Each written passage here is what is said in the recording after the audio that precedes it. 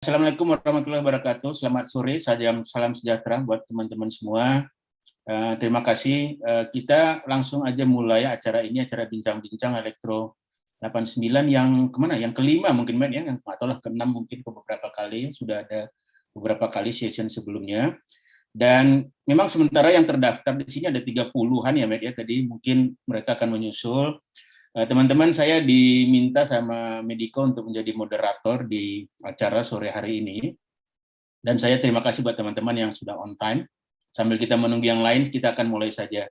Jadi sesuai dengan pembicaraan kita di grup, hari ini memang topik kita adalah seputaran COVID ya. Di sini kemarin saya berinisiatif untuk mengkontak teman dekat saya. Di sini sudah hadir ya, Dr. Radar Radius Tarigan.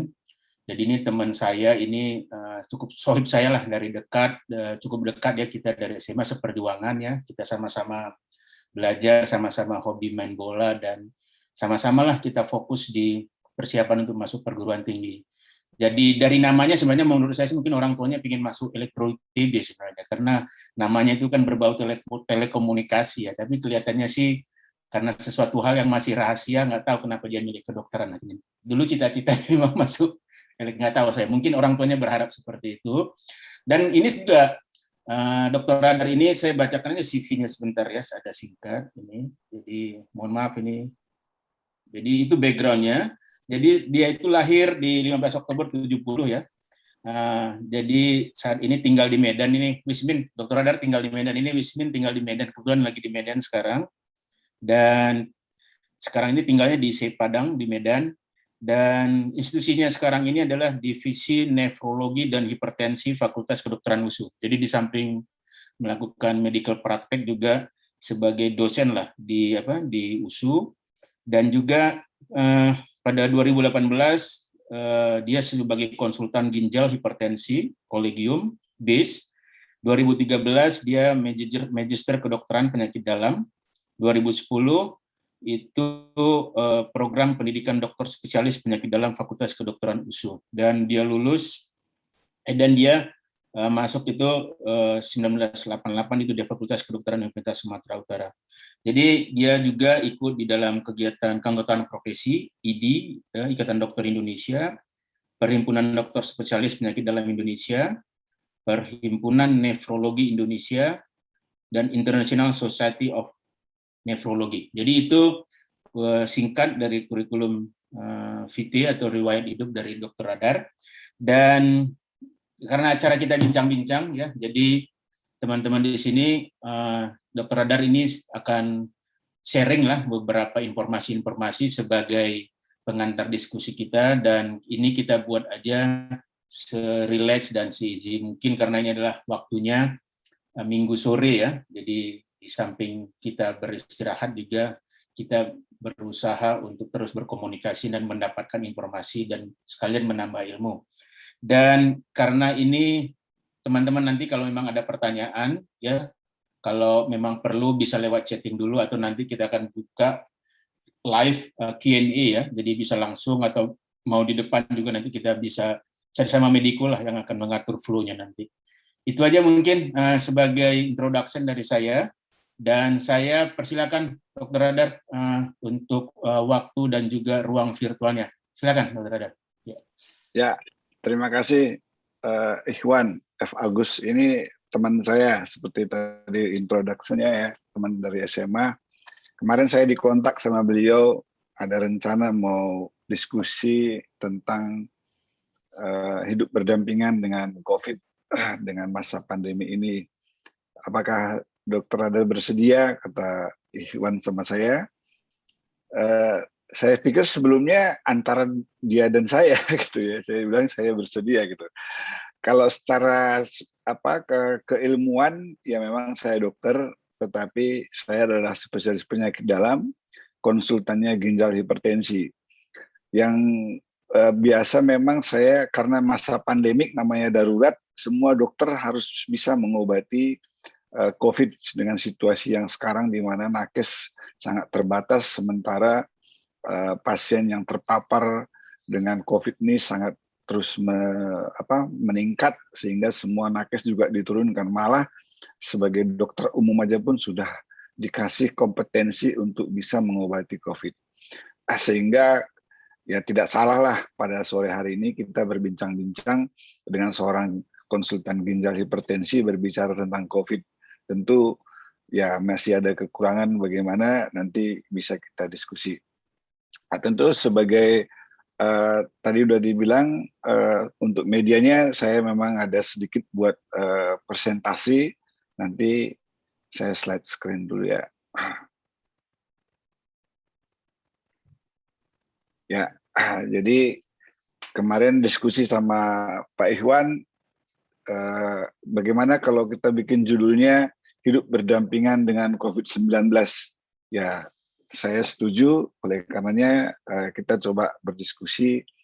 Ini diskusinya bukan ya sebagai untuk mengurangi rasa kecemasan, untuk bisa membuat kita lebih enjoy, untuk lebih banyak informasi yang ya seperti dari pembukaan dari teman-teman tadi, yang dari kita sebagai orang kedokteran, tidak sebagai hoax ataupun tidak mendapat informasi yang mungkin belum tervalidasi ataupun belum sesuai dengan keilmuannya, sehingga kita mungkin merasa cemas. Nah, jadi sore ini kita berbincang-bincang bagaimana sih hidup berdampingan dengan COVID pada masa pandemi ini. Ya, ini mungkin sampai saat ini situasi COVID masih terus belum terkontrol ya, masih terus meningkat. Beberapa negara di dunia masih kasusnya terus meningkat ya. Khususnya di Indonesia, ini saya update per 12 Agustus kemarin, bahwa kasus baru terus ada penambahan lebih kurang 25.000 kasus baru, dan kematian juga meninggi, ada sekitar 1.500 kematian dalam satu hari. Juga tercatat angka recovery, penyembuhannya memang agak tinggi juga, ada 36.000 penyembuhan COVID setiap hari. Di sini juga bahwa kasus harian tertinggi kemarin, angka kematiannya memang terjadi pada bulan Juli. Saat ini memang sudah menurun, tetapi masih tinggi ya. Begitu juga kasusnya terus meningkat. Kasus di Indonesia tertinggi memang kemarin pada bulan Juli.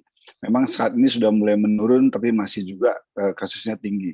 Tapi kita mungkin bersama-sama bisa mengatasinya jikalau kita berniat ya. Ada lagi namanya sekarang lebih ngetren lagi varian Delta. Ini pada awalnya ditemukan di India. Ini penularannya atau penyebarannya lebih berat lagi dibandingkan dengan varian Beta yang sebelumnya ya, sehingga hanya dalam waktu singkat aja kasusnya sangat meningkat di seluruh dunia. Yang awalnya di India ditemukan, tetapi sampai hari ini masih belum terkontrol, masih penyebarannya masih sangat tinggi ya. Bedanya kalau dia ini varian Delta ini, dia bisa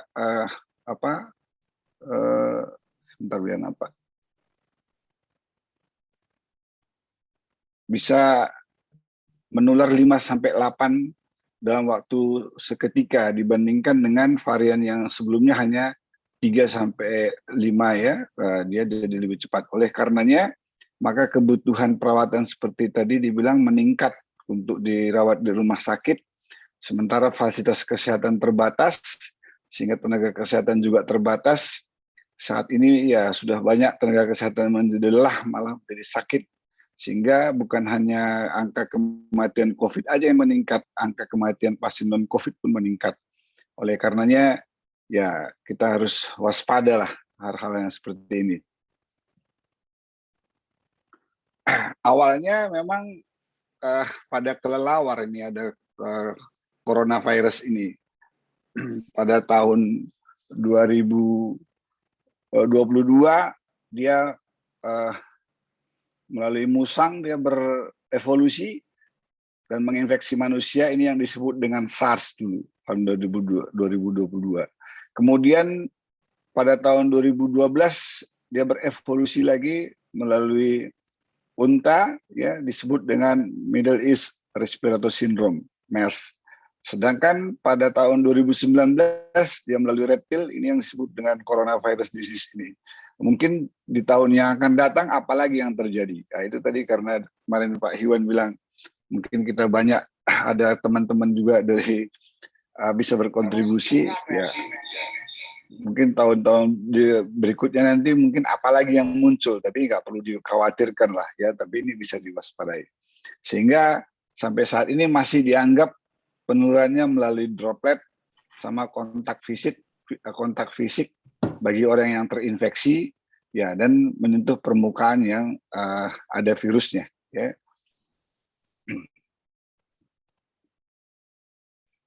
Ini dia gimana sih sebetulnya virus itu ya. Virus itu kenapa dia disebut corona, karena memang dia berbentuk corona ya. Dan virus ini ada proteinnya.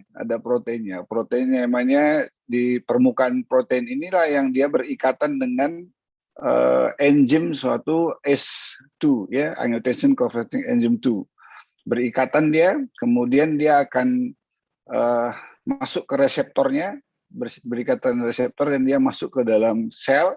Di dalam sel dia bereplikasi ya, membentuk virus yang baru. Sehingga kalau memang ada obat, idealnya adalah bisa menghancurkan protein ini sehingga dia akan lisis, sehingga virusnya akan lisis, atau dia bisa mengurangi enzimnya nih sebagai transporternya, angiotensin converting enzyme ini, atau dia bisa menghambat di reseptornya. Kalau tiga ini ada obat, tentu tidak menjadi masalah lagi lah virus corona ini. Tapi sampai sekarang ya obat yang seperti ini belum ada. Hanya dia masih di dalam melisiskan ini proteinnya ini, tetapi belum begitu ampuh seperti remdesivir, favipiravir, termasuk oseltamivir sekarang yang beredar.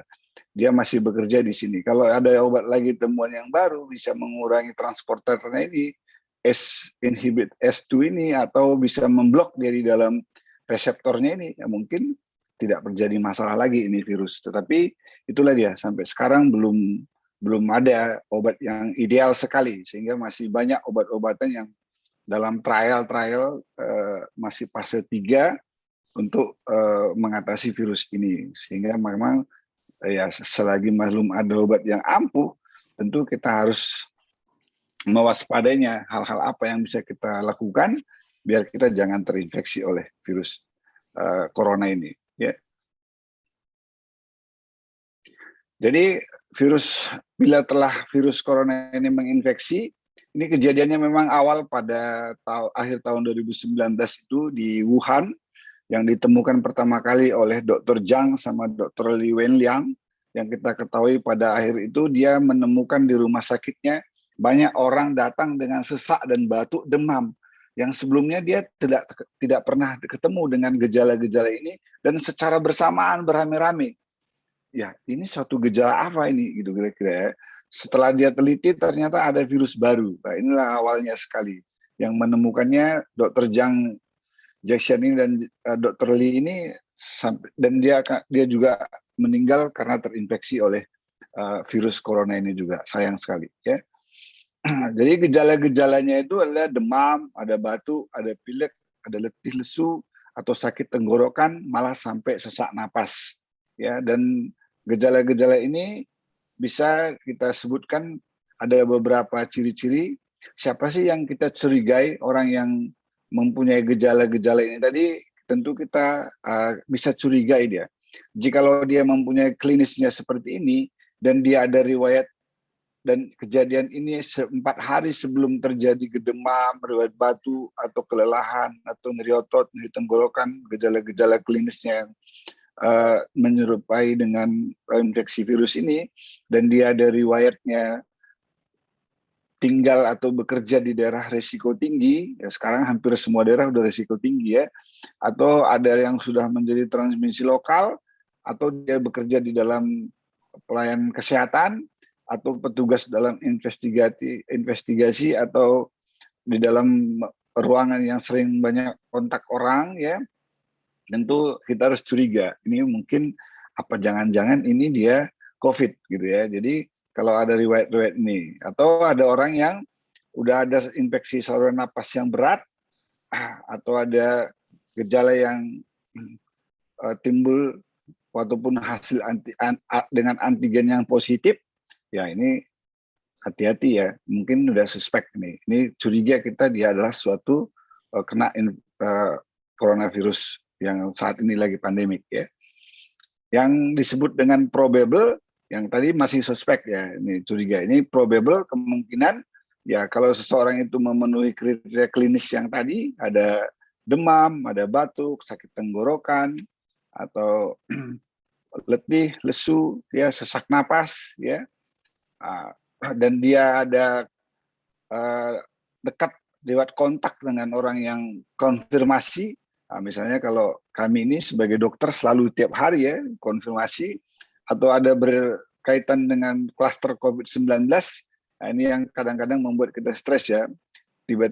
Tadinya kita berkumpul dengan teman-teman, minum atau ada acara lah.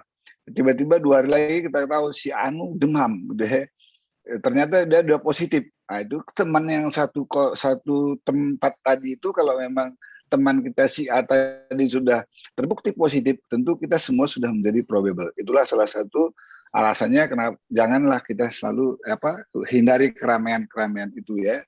Nah, itu mulai cemas lah kalau udah tabat seperti itu ya. Atau kasus suspek, kalau ada orang yang ada batuk, demam, bila difoto secara CT scanning atau foto toraksnya, ada gambaran radiologisnya suspek COVID-19 ini. Ini memang ada khasnya, namanya sekarang GGO ya, ground glass opacity. Itu khasnya sekali. Kalau udah ketemu itu mungkin probable. Ya. Atau seseorang dengan gejala hilang penciumannya tiba-tiba, hilang pengecapannya tiba-tiba tanpa ada sebab lain. Nah, itu juga harus hati-hati, kemungkinan probable ya. Atau ada orang dewasa meninggal dengan gangguan pernafasan dan ada riwayat kontak dengan kasus yang probable atau terkait dengan klaster. Meskipun hasil PCR-nya belum keluar, itu mungkin kita anggap dia probable sebagai COVID ya. Kalau sudah PCR positif ya itu udah konfirmasi ya, jadi ada tingkatan-tingkatannya. Kalau sudah kita tes ada gejala ataupun tidak ada gejala, kalau sudah PCR positif, misalnya kan ada orang yang bepergian tiba-tiba, sekarang ini kalau bepergian naik pesawat kan harus dites PCR, dia merasa sehat nih. Nah, itu yang sering berdebat di bandara ya, merasa sehat atau gimana, nggak ada demam, nggak ada batuk, nggak ada sesak, tapi di PCR positif, sehingga dibilang dia adalah konfirmasi, dia penderita COVID-19. Dia bilang saya nggak bergejala, ya ada namanya orang positif PCR tapi tidak bergejala ya. Ada juga yang disebut dengan kontak erat ya. Kontak erat ini tentu ada riwayat kontak, tetapi ada aturan-aturannya bahwa dia kontak dengan orang yang probable ataupun yang konfirmasi dengan jarak kurang dari 1 meter dan riwayat kontaknya lebih dari 15 menit. Nah, itu sudah kontak erat. Atau kontak fisik langsung dengan kasus probable atau konfirmasi, misalnya berjabat tangan atau berpelukan, itu sudah kontak erat. Atau merawat langsung pasien probable atau konfirmasi COVID-19 tanpa menggunakan APD. Itu juga sudah kita sebut dia dengan kontak erat. Dan semua ini kalau sudah konfirmasi, misalnya yang sudah positif, tentu ada yang tanpa gejala. Ini tentu kondisinya ringan, ya, tidak ada gejala. Ada yang ringan, ya. Kalau ringan ini misalnya dia hanya dengan gejala batuk, demam, mual, mudah lelah, napasnya sedikit-sedikit udah terasa atau ada nyeri-nyeri otot, tapi tidak spesifik, sakit menelan, tetapi sudah ada hilang penciuman, hilang rasa, ada mual, muntah, ya, tapi dia tidak berat lah, tidak berat, ya, ringan ya. Itu kita sebutkan dengan dia kasus ringan, ya. Kalau dia kasus yang sedang, dia sudah ada gangguan pernapasan, ya, makanya dia disarankan setiap rumah itu kalau bisa ada oksimetri, ya. Dia kalau ada demam, ada batuk, ada sesak, napasnya mulai cepat, tetapi kalau SpO2-nya masih lebih besar dari 93, nah itu masih kita sebutkan dia sedang, ya. Pada anak-anak misalnya ada klinis pneumonia yang ringan, cuman batuk dan sulit bernapas ataupun cepat, dan tidak ada tanda-tanda pneumonia berat, itu masih kita masukkan kriteria sedang. Atau kriteria napasnya kalau usianya kurang dari 2 bulan, napasnya lebih dari 60 kali, atau usia 2 sampai 11 bulan lebih dari 50 kali, atau usia 1 sampai 5 tahun lebih dari 40 kali, usia lebih 5 tahun lebih dari 30 kali, itu disebut dengan sesak atau gejala masih sedang, ya. Tapi kalau sudah ada berat, itu gambaran di foto toraks paru-parunya itu sudah gambaran pneumonia. Pneumonia ini gambaran infiltrat. Paru-paru itu kan harusnya hitam, ya. Tapi kalau dia sudah banyak putih, itu sudah pneumonia itu. Sudah dibarengi dengan demam, batuk, sesak, ditambah dengan napasnya yang sering, ya, frekuensinya meningkat, dan diukur SpO2-nya kurang dari 93%. Ini sudah berat ini, ya. Pak, kalau anak-anak juga sama, ada namanya sianosis sentral, maksudnya sianosis ini biru, ya, biru di bibir, biru di ujung-ujung jari. Nah, itu hati-hati, itu namanya hipoksia, ya. Jadi kadar oksigen dalam tubuhnya sudah berkurang. Atau ada distres pernapasan berat, ya, bunyi napasnya, gitu ya, atau ada tarikan berat di dada, dan kalau dia misalnya anak-anak tidak mampu menyusui atau minum, ya, ada kesadaran lah sampai kejang, ya, ini hati-hati. Bisa juga kalau dia napasnya lebih cepat lagi, barangnya itu kita sebut dengan yang sudah berat. Dan kalau ada yang lebih lanjut lagi, kita nggak waspada, pasiennya menjadi kritis. Ini namanya acute respiratory distress syndrome. Jadi hampir jaringannya semua sudah terjadi hipoksia. Dan kriteria ringan, sedang, berat ini dengan keadaan-keadaan seperti ini tentu dokter lah yang menentukannya, ya. Makanya jangan saya ringan kok, gitu ya. Kemarin pernah, maaf teman-teman, pernah menanyakan ke saya, misalnya ini kayaknya kena COVID tapi kayaknya saya ringan ya. Kalau berjauhan tentu saya bilang ke dokter dulu lah, karena yang menentukan derajat ringan, sedang, berat itu atau kritis itu sebagusnya dokter. Jangan kita yang menentukannya, sehingga nanti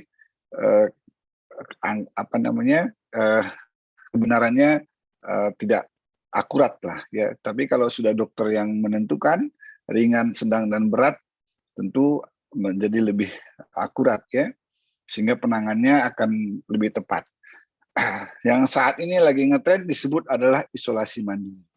Nah, siapa saja yang bisa isolasi mandiri? Tentu berdasarkan tadi, dia yang hanya gejala ringan atau mungkin tanpa ada gejala, ya, itu boleh isolasi mandiri. Tapi kalau sudah sedang atau berat ataupun yang kritis, itu tidak boleh isolasi mandiri. Makanya isolasi mandiri harus dokter yang menentukan siapa isolasi mandiri. Makanya belakangan ini kasus kan kita dengar banyak pasien yang COVID terinfeksi konfirmasi COVID-19 ini isolasi mandiri, tiba-tiba terjadi perburukan, malah ada yang sampai meninggal di rumah.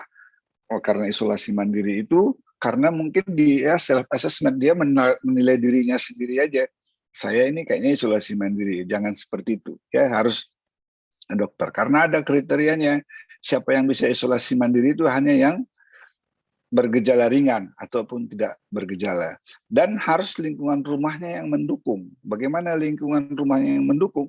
Ya, idealnya kamar tidurnya hanya untuk dia yang sendiri saja, dan harus bisa terpisah dengan keluarga yang lain, karena nanti bisa menyebarkan, ya. Jadi lingkungan rumahnya pun harus mendukung. Karena ya tidak semua mungkin, ya, tanda kutip, rumah yang bisa mendukung untuk isolasi mandiri. Ada kriteria-kriterianya, ya. Dan kamar mandinya pun dia harus sendiri, ya, karena dia sendiri. Tidak boleh dia bersatu dengan keluarga yang lain. Jadi orang-orang isolasi mandiri itu lingkungannya pun harus benar-benar betul, ya. Dan aktivitas keluar kamar idealnya melakukan semua tes tetap di kamar. Kalau boleh dia di kamar saja. Ya, dan cukup ventilasinya, selalu buka jendela untuk ventilasi. Dan kebutuhan makan ditaruh di luar pintu kamar dengan alat makan sendiri yang terpisah.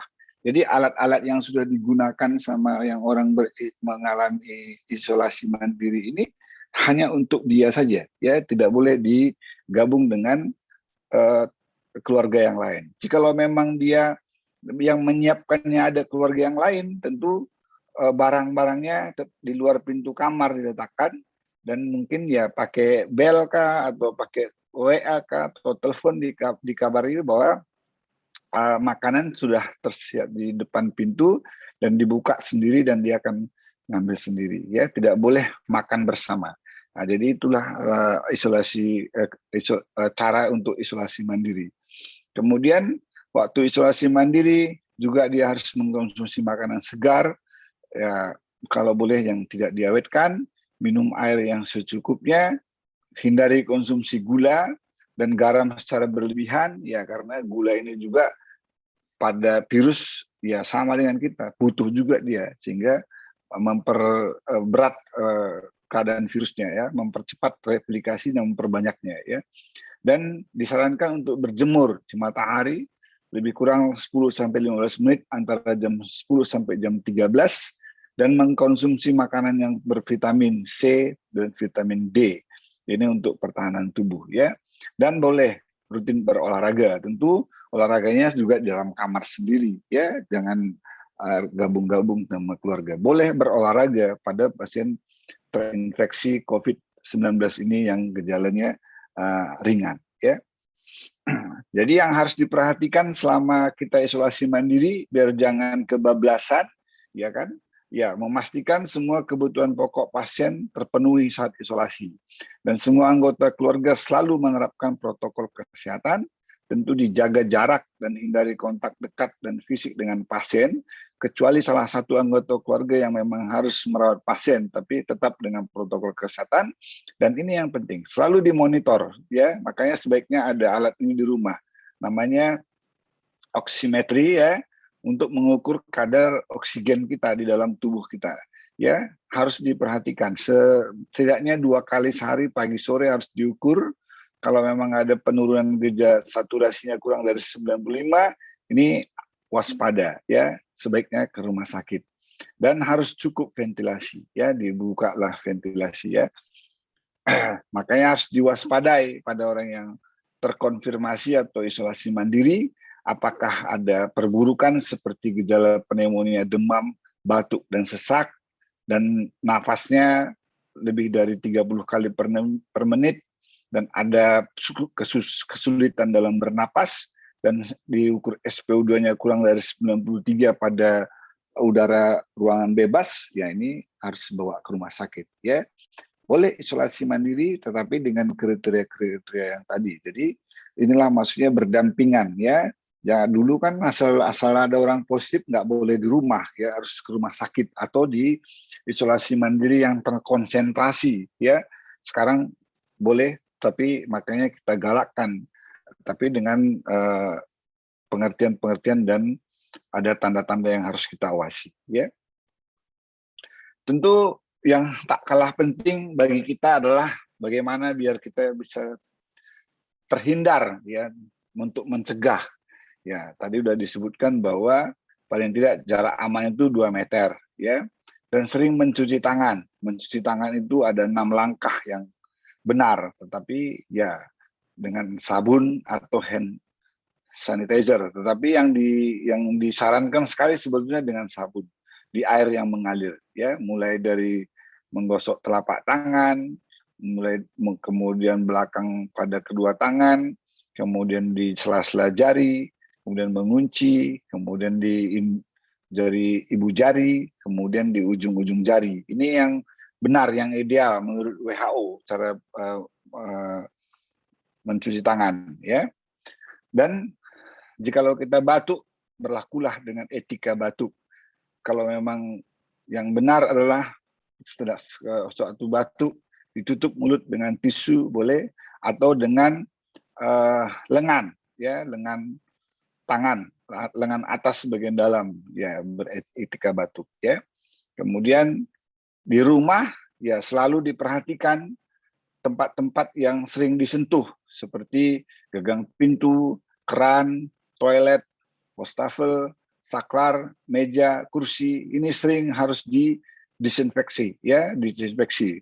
Pembersihannya boleh dengan campuran air atau sabun deterjen atau cairan khusus boleh. Ini secara berkala terus, ya, hal-hal seperti ini karena ini sering menjadi tempat daripada virus corona itu, karena dia katanya pada stainless atau kaca bisa hidup 3-5 hari dia bisa bertahan, kecuali pada kertas atau karton katanya dia lebih cuma 1 hari 24 jam. Jadi alat-alat seperti ini sebagusnya sering disinfeksi, ya, untuk mencegahnya itu. Ya, dan selalu disarankan memakai masker. Kenapa kita sarankan pakai masker? Ya, setidaknya kita teraman lah, tidak terinfeksi. Kalau kita ini malah disebutkan kita memakai double masker, ya, dan double masker itu yang bagus itu adalah masker bedah dengan masker kain, di mana daya proteksinya menjadi 85,4%, sangat tinggi, ya. Jadi harus disarankan dengan memakai masker kalau keluar rumah, ya. Boleh juga kita usahakan ruangan di rumah kita itu atau ruangan kerja kita itu ventilasinya baik dan kurangi kapasitas orangnya, ya, jangan terlalu banyak dan hindari kerumunan dan jangan berlama-lama kalau berinteraksi, durasinya dikurangi. Dan boleh dengan HEPA filter, di mana HEPA filter ini mengfilter daripada kuman-kuman termasuk virus. Virus ini ukurannya 0,5 mikro, ya, sehingga kita cari HEPA filter yang bisa menahan, ya, yang ukuran virus untuk ditaruhkan di ruangan kerja kita atau di kamar kita atau di ruangan tamu, boleh. Itu juga sangat membantu untuk mencegah penyebaran penularan daripada virus corona ini. Yang sangat ngetren sekarang adalah vaksinasi. Ya, tadi waktu bicara dengan teman yang dari Singapura, katanya di sana sudah 75%, malah 80% itu sudah herd immunity. Kalau sudah herd immunity artinya untuk menularkan ke tempat yang lain, jikalau ada orang yang sedang terinfeksi virus, orang yang rentannya sudah tinggal sedikit, sehingga penyebarannya akan berkurang. Jadi saat di sini boleh WHO memang mengatakan herd immunity itu 80%, tapi kita masih 75 juga boleh, sudah bisa herd immunity, ya, jikalau vaksin. Hanya herd immunity ini dapat kita capai dengan, ya, dengan lebih cepat tentu dengan vaksinasi, ya. Karena vaksinasi ini selain daripada bisa mengeradikasi penyakit, juga dia bisa melindungi seseorang yang terkena penyakit, tetapi bisa juga masih terinfeksi oleh virus orang yang sudah dapat vaksin, tetapi prevalensinya atau morbidity dan mortalitasnya menjadi lebih rendah dibandingkan dengan orang yang belum divaksin. Nah, makanya sangat digalakkan, seluruh dunia lagi sekarang digalakkan untuk vaksin ini. Setidak-tidaknya, ya, bisa mengurangi angka kesakitan dan kematian.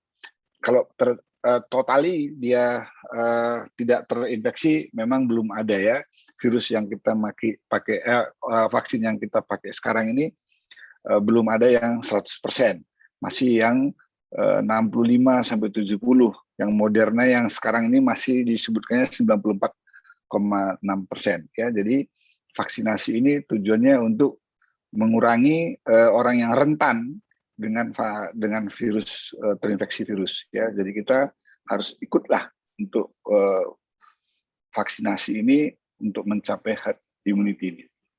Ini program dari Depkes mengatakan bahwa kita target kita dulu awalnya orang yang berusia 18 tahun itu ada sekitar 188 juta, sehingga untuk mencapai herd immunity yang kita pakai Depkes itu memang 75% dengan efikasinya 80, sehingga ada sebanyak 181 jiwa orang yang harus kita vaksin, dan vaksinnya butuh sangat banyak, 426 juta, ya. Nah, sekarang masih berapa lah, belum sampai lah. Makanya, ya, tadi teman yang dari Singapura mengatakan udah mau 80, ya sangat fantastis, tapi mungkin penduduknya nggak sebanyak Indonesia, ya, sehingga targetnya bisa tercapai. Kalau sudah tercapai herd immunity 75%, ya memang sudah mulai dilonggarkan lah ya, mungkin masker pun sudah bisa dilepas ya, mungkin ya. Yang banyak beredar vaksin sekarang adalah ada beberapa, ada Pfizer, ada Moderna, ada AstraZeneca, ada Sinovac yang di Indonesia dengan berbagai dosis, dengan berbagai konten ya. Kalau yang Sinovac itu kan virus yang sudah dilemahkan, tapi kalau yang Moderna sama Moderna ini adalah proteinnya ya, proteinnya messenger ribonucleic acid-nya yang diberikan ya, intervalnya 4 minggu. Kalau Moderna ya, kalau Sinovac ini 3 minggu ya. Di kita masih yang 3 ini yang ada ya di Indonesia. Nah, itu pun Moderna masih terbatas jumlahnya ya, masih yang banyak masih Sinovac dosis pertama sama dosis yang kedua ya. Jadi ya tentu adalah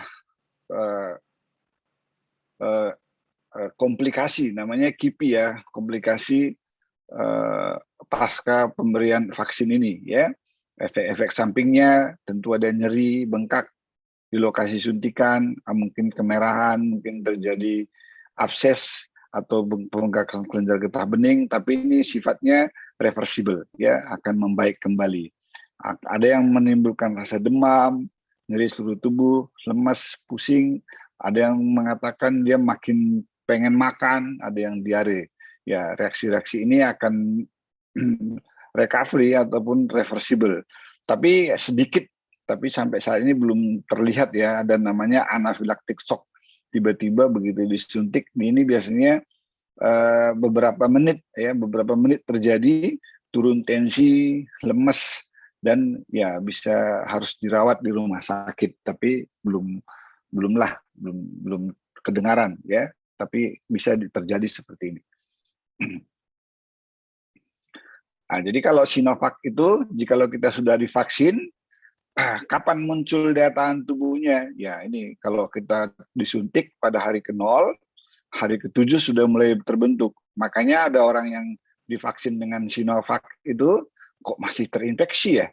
Tiba-tiba hari ke-5 dia demam, dibilang dia swab PCR positif. Dia bilang, saya kan sudah divaksin. Ya, memang hari ke-7 baru terbentuk, hari ke-5 belum terbentuk gitu ya. Kalau dosisnya hari ke-14 dosis kedua, maka pada hari ke-28 lah dosis imunitasnya yang penuh tercapai ya. Jadi imunitas pada vaksin Sinovac ini akan tercapai setelah hari ke-28 setelah suntikan dari pertama ya. Jadi panjang ya, namun ya kita harus lalui ya. Apakah orang yang sudah divaksin bisa kena lagi? Ya bisa ya, masih bisa. Tapi setidak-tidaknya dia tidak lebih berat lah, gejalanya lebih ringan dibandingkan dengan orang yang belum divaksin. Jadi vaksin itu sendiri belum mengcover 100%, masih bisa, tetapi setidak-tidaknya gejalanya lebih ringan bila dibandingkan dengan orang yang belum divaksin. Oleh karenanya maka ya saran kita sangat butuh untuk divaksin lah ya. Jadi kalau orang yang sudah pernah terkena perlu divaksin lagi, ya perlu divaksin lagi karena di dalam tubuh kita imunitasnya muncul, namun dia tidak lama bertahan, ya bisa sampai 6 bulan ya, bisa divaksin lagi ya. Jadi orang yang sudah terinfeksi juga disarankan untuk divaksin karena antibodi yang dibentuk oleh terinfeksi dia tidak bertahan lama untuk bisa mengenali virus terinfeksi kembali, sehingga kadarnya akan turun, boleh divaksin lagi untuk meningkatkan kadar antibodinya dalam tubuhnya ya. Jadi sebagai pesannya bahwa penularan dan penyebaran virus corona ini masih terus meningkat, sehingga kepatuhan kita menjalankan prokes lebih didisiplinkan lagi. Isolasi mandiri boleh sebagai penanganan awal daripada penderita COVID ini, namun tetap diwaspadai dengan ada nggak tanda-tanda perburukan.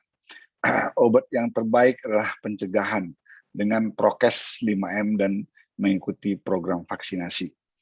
Mungkin itu yang bisa saya bagikan pada sore hari ini. Mungkin kita lanjutkan dengan bincang-bincang kita. Terima kasih. Kami kembalikan ke Ikhwan. Terima kasih Pak Dokter. Jadi penjelasannya yang terstruktur tadi ya, mulai dari kondisi global, semua terus dari kondisi medisnya sendiri dan juga dari sisi vaksin dan juga rekomendasinya. Jadi mudah-mudahan tadi teman-teman bisa yang join belakangan masih bisa mendapatkan informasi yang relevan lah dengan kasus COVID.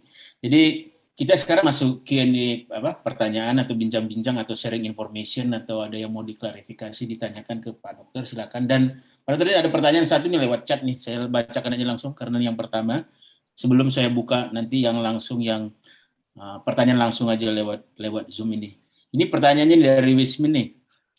Kalau sudah kena, apakah perlu divaksin 2 kali atau hanya 1 kali? Yang sudah pernah terpapar. Ya, jadi ada 3 memang skenario-nya ya. Pertama, dia terinfeksi. Kemudian terinfeksi oleh virus itu di dalam sel tubuh kita kan ada 2 memori ya. Ada namanya sel beta, ada namanya sel T cell ya, T cell. Sel B ini yang humoral ya, sel T ini yang seluler. Jadi yang terinfeksi dengan virus aktif ini yang termemori yang terpicu adalah sel B ya, yang humoral. Ya, jadi kalau humoralnya ini tentu ada waktunya. Ya, ada waktunya dia akan menurun lagi, tidak menetap. Makanya ada yang menetap itu namanya sel T, dendritic cell terutama itu ya. Itu bisa bertahan lama ya, seperti virus vaksin-vaksin yang lain sekali dalam seumur hidup. Kalau hormonal ini dia akan menurun kadarnya. Jikalau kadarnya menurun lebih rendah dari ambang batas, tentu daya proteksinya sudah lebih rendah lagi. Disitulah kita harus divaksin lagi untuk menaikkan antibodi lagi. Jadi kalau orang yang sudah terinfeksi misalnya diperkirakan 3 bulan akan menurun lagi, makanya harus divaksin lagi. Dan kapan lagi divaksin lagi? Ya ini masih dalam penelitian, masih ongoing penelitian. Makanya masih sangat belum ada lah yang bisa menyatakan bahwa 2-3 kali vaksin itu bisa memproteksi seumur hidup, belum. Karena memang ini masih virus baru dan obatnya masih juga obat baru, masih fase ketiga, ya kita harapkanlah dalam ini nanti lagi kan keluar ini yang penelitiannya yang sudah 6 bulan. Apakah setelah 6 bulan masih di atas ambang threshold kadar antibodinya atau sudah rendah sehingga harus di booster lagi. Jadi belum ada bisa memastikannya. Tetapi sampai saat ini dalam emergency use 3 bulan kita akan vaksin lagi. 3 bulan divaksin lagi. Seperti itu masih. Skenario yang pertama. Ada yang skenario yang kedua. Orang yang sudah divaksin yang pertama, tiba-tiba dia dalam 2 minggu kemudian dia terinfeksi lagi, terpapar lagi. Apakah terpapar ini kita anggap sebagai vaksin yang kedua? Tidak. Tetap juga kita anggap dia sebagai masih penderita vaksin pertama dan terinfeksi baru kasus. Tetap juga dia akan menjalani vaksinasi yang kedua, namun setelah 3 bulan dia terinfeksi yang pertama tadi, terinfeksi. Tetap juga diberikan. Ada skenario yang ketiga. Dia setelah vaksin pertama hidup sehat, vaksin kedua hidup sehat, tetapi dia setelah 3 minggu atau setelah 2 minggu vaksin kedua dia terinfeksi lagi. Ini juga setelah dia terinfeksi 3 bulan kemudian dia juga akan kita kasih vaksin. Jadi ada skenario yang ketiga. Jadi tetap kita vaksin orang yang baik yang sudah mendapatkan vaksin yang satu yang kedua, sampai kedua ini tetap kita berikan. malah ada beberapa masih di booster sampai ketiga, tetap divaksin. Karena vaksin itu tujuannya hanya meningkatkan antibodi. Kalaupun antibodi kita meningkat, misalnya di atas ambang threshold yang direkomendasikan, divaksin lagi tidak masalah.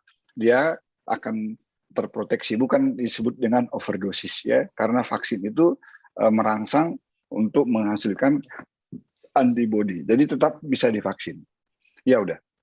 Oke, terima kasih dokter penjelasannya. Wismin, karena yang nanya Wismin, ada yang udah jelas Wismin atau dia mau di? Udah jelas okay. ya. Makasih.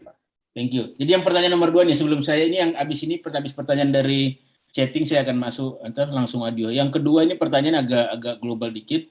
Apakah Pak Dokter tahu ini status terakhir COVID di India saat ini seperti apa? Karena dulu sempat ya memuncak banget dunia heboh. Nah sekarang ini kira-kira di India ada update terakhir nggak seperti apa Pak Dokter di India? Ya, yang saya ketahui memang varian Delta yang pertama sekali itu dapatnya di India. Sewaktu itu ada pesta keagamaan yang mengundang ribuan umat Hindu, ya baik dari India maupun dari luar India. Dan sejak itu terjadi lonjakan kasus yang sangat, ya tanda kutip mengerikan ya, sampai luar biasa. Dan saat ini ya kasus di India sudah sangat curve, udah landai ya, sudah mulai terkontrol apanya. Tetapi ya ada dua mungkin skenario di sana, karena memang herd immunity akibat terinfeksi sama dengan adanya vaksin ya, dengan adanya juga vaksin di sana. Jadi dua ini, penggabungan ini, orang yang terinfeksi dalam jumlah yang sangat banyak dan juga program vaksinasi juga berjalan, sehingga tercapailah herd immunity. Tapi saya belum tahu persis berapa persen, tapi yang jelas kasusnya sudah mulai menurun di India, kasus penularan daripada COVID-19 ini. Tapi seberapa besar, yang update per hari ini saya memang belum dapat, tetapi sudah menurun. Diduga hasil-hasil diskusi beberapa yang saya sudah ikuti, yang tadi sumbangan daripada terinfeksi dalam jumlah yang sangat banyak dengan program vaksinasi juga yang berjalan dengan baik. Mungkin itu yang bisa saya sampaikan. Terima kasih, dokter. Jadi teman-teman, saya sekarang buka aja, teman-teman yang mau bertanya langsung silakan. Ini nanti sebelum saya lanjutkan pertanyaan yang di chatting. Ada mau bertanya langsung silakan. Pak Wan, mau nanya Wan. Asmi, oke, silakan Asmi. Selamat sore Pak Dokter. Ya, selamat sore Pak Asmi. Mau tanya dok, kebetulan saya kemarin tuh stop ivermectin karena ada teman kantor yang bilang dia merasa gejala yang dia rasakan waktu terpapar COVID ini lebih baik setelah minum itu. Apakah itu benar? Dan akhirnya teman itu sekarang untuk pencegahan lebih lanjut, dia minum 1 tablet per bulan malah. Ivermectin 12 mili. Ya, itu aja dok. Ya, saya baru dapat kabar memang kalau di Indonesia dari perkumpulan 6 ahli penyakit paru, penyakit dalam, anestesi, jantung, sama lupa saya satu lagi, 6 anak ya, penyakit anak. Ivermectin ini masih di dalam fase ketiga. Sekarang masih kita dalam penelitian. Salah satu randomized clinical trial, maksudnya dikerjakan secara bersama-sama, secara paralel beberapa sentra. Termasuk di Adam Malik di tempat kita, saya kerja di Adam Malik, masih dalam penelitian. Jadi belum digunakan sebagai pengobatan secara bebas, ya, masih di dalam penelitian. Jadi kalau based on literatur ya, dari yang kami dapat waktu memulai penelitian ini, sebetulnya efikasi daripada ivermectin ini juga masih rendah, masih ada beberapa masih dibilang tidak ada manfaatnya, ada beberapa masih dibilang ada 64,3 ya, 64,3% yang yang sedang menjadi lebih ringan atau yang ringan menjadi lebih baik. Dengan cara kerja katanya dia yang tadi yang saya tunjukkan tadi gambar virus tadi dia merusak daripada karena virus itu kapsulnya bersifat lipofilik ya, bersifat lemak, dia merusak daripada dinding dari virus itu sendiri sehingga virus itu tidak bereplikasi. Tetapi secara saintifik seperti ini kan kita udah ngomongnya dari berdasarkan penelitian ya.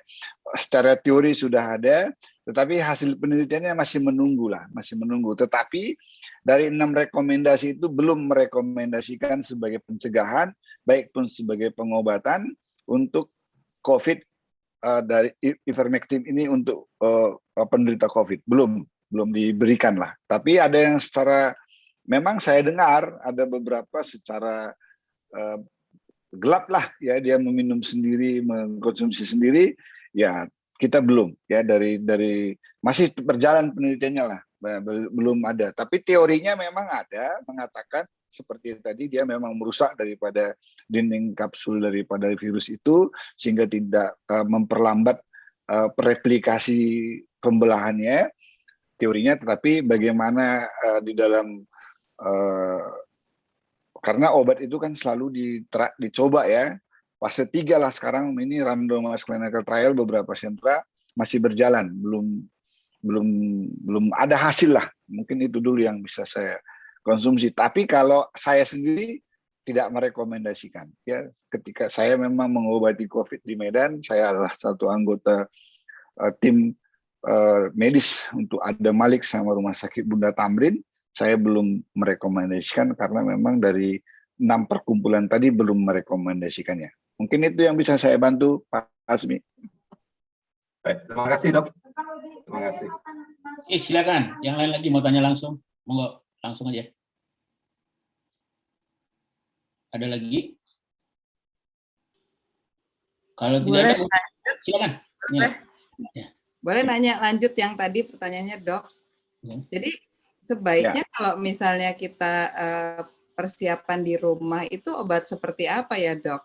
Apa cukup vitamin aja atau bagaimana ya? Ya, terima kasih Ibu. Saya sebut Nilawati ya. Sekarang obatnya untuk siapa? Sekarang obatnya untuk siapa? Bagi orang yang sudah terkonfirmasi, ya ada beberapa skenario maksud saya. Jadi orang yang sudah terkonfirmasi dengan PCR positif tetapi gejalanya ringan, malah tanpa bergejala, bisa diisolasi di rumah, obat-obatnya adalah ya tetap hanya multivitamin saja, tidak kita berikan antivirus. Karena antivirusnya itu bisa diberikan pada yang sedang sama berat atau kritis ya. Karena manfaatnya antivirus juga belum banyak sekali. Jadi dengan meningkatkan imunitas kita aja, dengan mengkonsumsi vitamin C, dengan mengkonsumsi vitamin D, dengan mengkonsumsi vitamin zinc, ya, dan berolahraga dengan teratur, berjemur di matahari 15 menit antara jam 10 sampai jam 1 siang, itu saja dengan makan makanan yang teratur sudah cukup. Karena ya ini satu lagi saya sebutkan bahwa virus itu self-limited disease, dia akan sembuh sendiri. Dia tanpa pun kita obati sebetulnya sembuh sendiri. Misalnya kayak DBD, seperti COVID ini juga 14 hari dia akan sembuh sendiri. Tapi kalau ada bergejala, ya gejalanya ini yang berat ini yang kita obati. Jadi kalau di rumah, kalau orang yang terkonfirmasi positif dengan gejala ringan atau tanpa bergejala, cukup hanya mengkonsumsi multivitamin aja. Tapi kalau yang masih tadi yang kita sebutkan hanya probable ataupun hanya suspek, ya mengkonsumsi vitamin aja juga sudah cukup. Mungkin itu yang bisa saya sampaikan. Oke, thank you dok. Ya. Kalau ini saya switch sekarang pertanyaan yang dari chatting ini ada pertanyaan dari Irma ya. Apakah jika gejala menengah itu disarankan dirawat oleh dokter karena usia di atas 50? Apakah tidak berisiko tertular dengan bergejala berat di ruangan gitu ya Irma ya? Mungkin Irma ini mungkin Itu pengalaman pribadi saya waktu saya kena COVID di akhir Maret. Saya kan telemedicine dengan dokter Hermina. Saya gejalanya ringan, hanya mulut pahit sama pusing. Tapi dia bilang harus dirawat karena saya udah di atas 50 tahun beresiko. Cuman saya nggak mau karena saya takutnya di ruangan isolasi itu ada yang bergejala berat malah nularin saya. Itu gimana, Dok? Soalnya kan satu ruangan isolasi, yang lain berat-berat, sementara saya di rumah kan santai, bisa nonton TV, bisa pesan makanan yang saya suka gitu. Kalau dokter bilang suruh saya dirawat, tapi saya nggak mau waktu itu. Risiko itu gimana, Dok, kira-kira? Karena saya lihat yang perawatnya kan pakai APD, ruangannya isolasi, sementara pasiennya campur-campur, ada yang ya bisa dibilang kadang ada yang sampai pakai oksigen segala macam, ngeri gitu, stressful kalau saya bilang. Menurut dokter gimana? Ya, ada namanya istilah namanya community acquired complication satu sama hospital acquired complication ya. Jadi ada memang bisa kita dapatkan infeksi itu di dalam lingkungan kita atau bisa dapatkan infeksi itu di rumah sakit, nosocomial infection. Tidak bisa dihindari memang, betul Ibu Irma, betul. Tidak bisa dihindari. Tapi itu tadi kita mempertimbangkan benefit dan kerugian dan keuntungannya. Kalau memang Ibu Irma saat itu derajat ringan, ya memang kan bisa diisolasi mandiri. Isolasi mandiri dengan kriteria-kriteria yang tadi. Memang tempat tinggal Ibu di kamarnya sendiri, kamarnya ventilasinya cukup, makanannya sendiri, tidak boleh digabung, ya tentu akan lebih terjamin, tidak akan didapat nosocomialnya di rumah sakit ya, namanya rumah sakit pasti banyak ya, tapi kalau memang membutuhkan perawatan khusus, kalau memang udah saturasinya udah di bawah 93 dan ibunya udah mulai sesak dan obat-obatannya membutuhkan obatan secara dosis yang lebih besar, pemberiannya dengan injeksi, tentu tidak bolehlah di rumah, ya kan? Nah, jadi betul, kalau di rumah sakit juga bukan sesuatu yang aman itu rumah sakit. Tapi kalau memang dibutuhkan, ya kita memang harus di rumah sakit. Ya memang ada layanan-layanan yang tentu dibandingkan dengan kemampuan-kemampuan kita. Boleh kita carilah kamar yang sesuai dengan keinginan kita, sesuai dengan kemampuan kita, tempatnya. Makanya ada di rumah sakit berjenjang, ada yang sendiri, ada yang berdua, ada yang bertiga, ya itu memang harus ada seperti itu. Betul Ibu Irma bilang, bisa nggak saya terinfeksi di rumah sakit? Sangat memungkinkan terinfeksi di rumah sakit. Meskipun rumah sakit itu sudah terakreditasi, seminimal mungkin ya harus pasti dicegahlah penyebaran untuk terinfeksi dari satu pasien ke pasien yang lain. Itu sudah ada usaha dengan melalui akreditasi.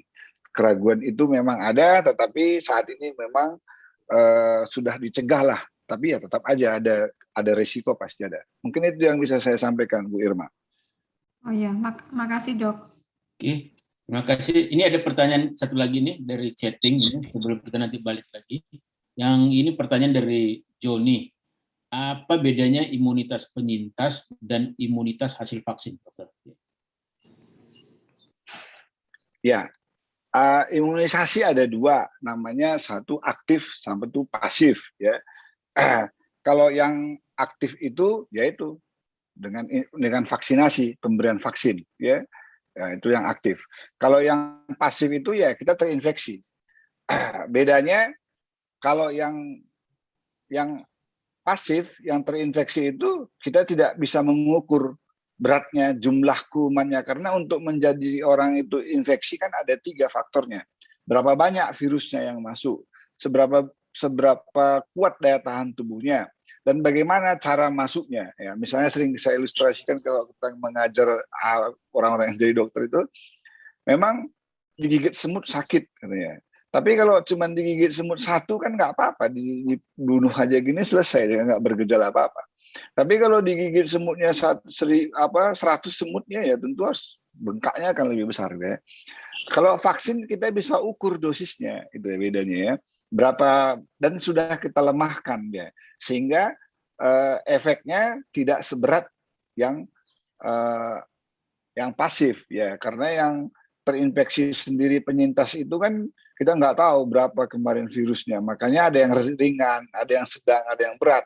Atau waktu dia terpapar itu bagaimana keadaan tubuh pasiennya yang menerima, ada dalam keadaan lemah kah, atau dalam keadaan normal, atau dalam keadaan sangat fit, sehingga juga mempengaruhi. Atau cara masuknya, kalau hanya menempel di kulit aja dengan langsung ditelan kan berbeda dia resikonya, itu ya kira-kira seperti itu.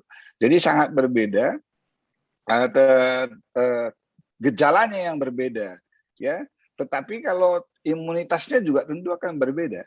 Kalau memang vaksin itu sudah terukur dia jumlahnya sudah ditentukan dan zat aktifnya sudah ditentukan dan akan terbentuk antibodi ya sudah terukur itu. Tapi kalau dia penyintas kita nggak bisa.